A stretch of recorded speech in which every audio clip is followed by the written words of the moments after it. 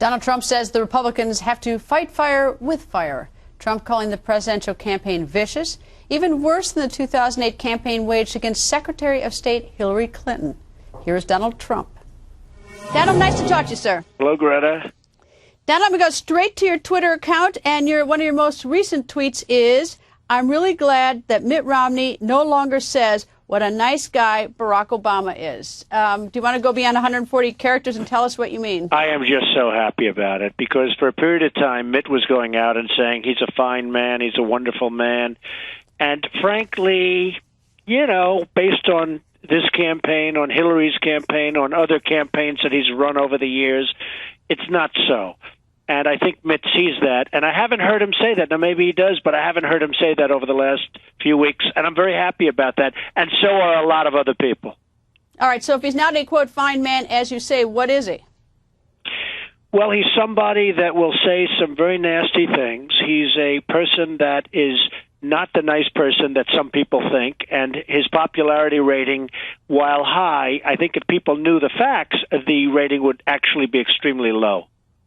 What do you make then there's a huge gender gap. If people don't think, if you say that people don't necessarily like President Obama, I think that the gender gap in these women polls show that the women really do like him vis-a-vis Governor Ryan. What do you make of that?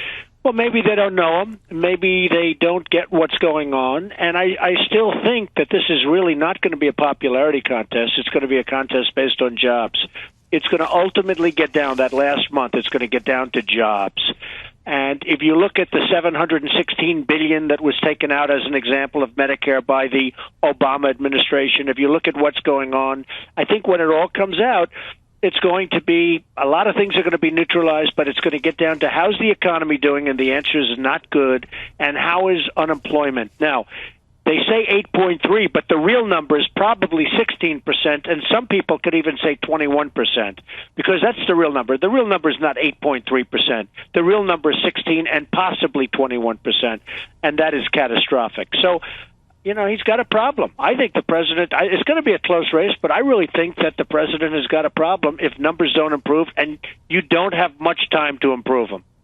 All right. When you talk about the 16 or 20, you're talking about including the underemployed and people who are so disillusioned. One number that it correlates to the 8.2% is the African-American unemployment rate. If you just look at how many African-Americans who are looking for jobs can't get jobs, that rate compared to the national average of 8.2 is 14.1%. How can he win with a 14.1% unemployment rate? And he's going to get that vote. Well, that number's an amazing number, and it's really much higher than that because you're correlating it to actually the 8.3, and that's not a correct number either. So the number probably would be close to 30%. That number is just crazy, and almost to a point where you'd say, how can somebody, if you're African American, how can you vote for the man? Because he's let you down. He's really let you down.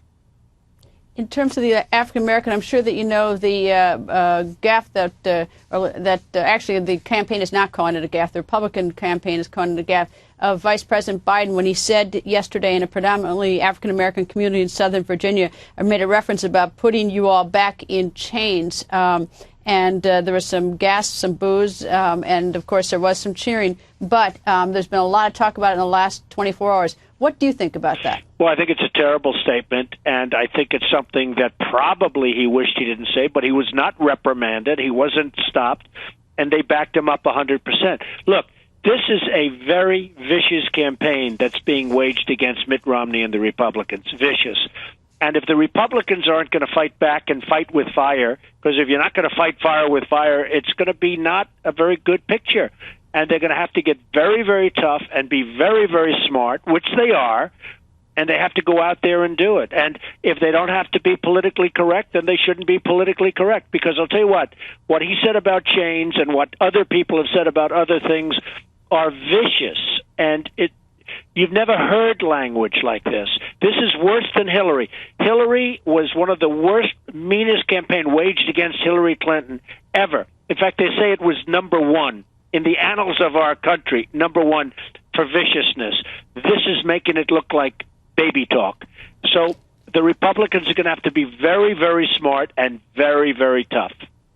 Governor Sarah Palin last night on the record and Senator John McCain have both said that Vice President Biden, they think that President Obama should find someone else to run with him as the vice president. In fact, Governor Sarah Palin went a little further and said that if he wanted to win, President Obama should pick Secretary of State Hillary Clinton. What do you think? Well, I actually watched the show, and I watched Sarah, and I like her very much. I think she's terrific. She's a terrific person. Her husband's a great guy, and I was a little surprised she said that because, frankly, that gives people ideas, and maybe it would be an even tougher race. So I was a little surprised that she said it, and who knows? But I have a great respect for her. I really think that, she's been a very, very poorly treated person by the media, unfairly treated, really unfairly treated, because I've gotten to know her well, and she's a great person. What do you think of Congressman Paul Ryan? Is he a good, tactically good addition to the ticket or not? Well, I will tell you this. He has energized the party.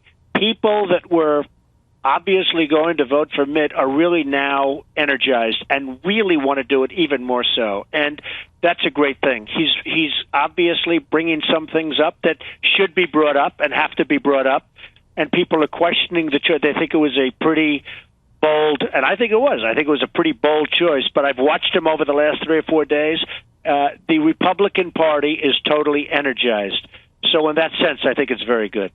Okay, who's going to win? Well, I think that Mitt Romney is going to win. I think it's going to be close. I think that when it gets down to it, when you get down to it, it's going to be about the economy. It's going to be about jobs.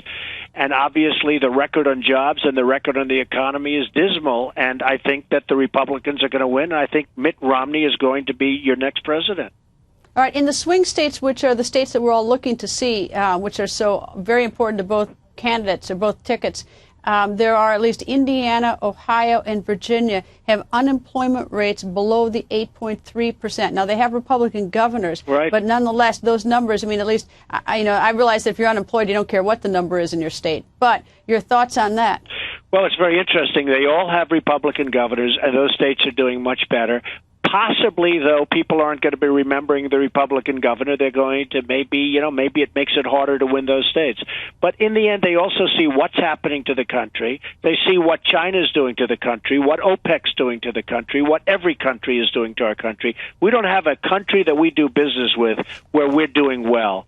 Everybody takes advantage of the patsy, and we're viewed as the patsy. We're viewed as the foolish, stupid, use any word you want to use, a real weak, ineffective group of people and group of leaders. So I think whether they have low or high unemployment, I think they look at the country first and they see what's happening. And I think that the Republican candidate in the name of Mitt Romney is going to win. All right, suppose that you couldn't run your business enterprise at all, and suppose that Governor Romney is elected president, you could pick any job in the administration. What job do you think that Donald Trump would be best suited for and would enjoy most? Well, first of all, I'm not looking for a job. I'm looking for a great president. I know you're not. I'm trying to figure out what you think would be intriguing to you. Well, I think I'd do a great job at Secretary of Commerce because I wouldn't let China rip us off. I wouldn't let India and all these other countries that are taking advantage of us, and very, very intelligently from their standpoint, but not from our standpoint. But I wouldn't let OPEC, I wouldn't let some of these countries that just laugh at our stupidity, they won't be laughing anymore. So I think I'd do a great job as Secretary of Commerce, if you have to know. But I really love what I'm doing. I run a great company. I run a big business. It's doing great. I love what I'm doing. But if you ask me that question, Secretary of Commerce, I would do such a great job. All right. Thank you, Donald. Thank you for talking to us, and we'll see you at the convention. Very good, Greta. Thank you.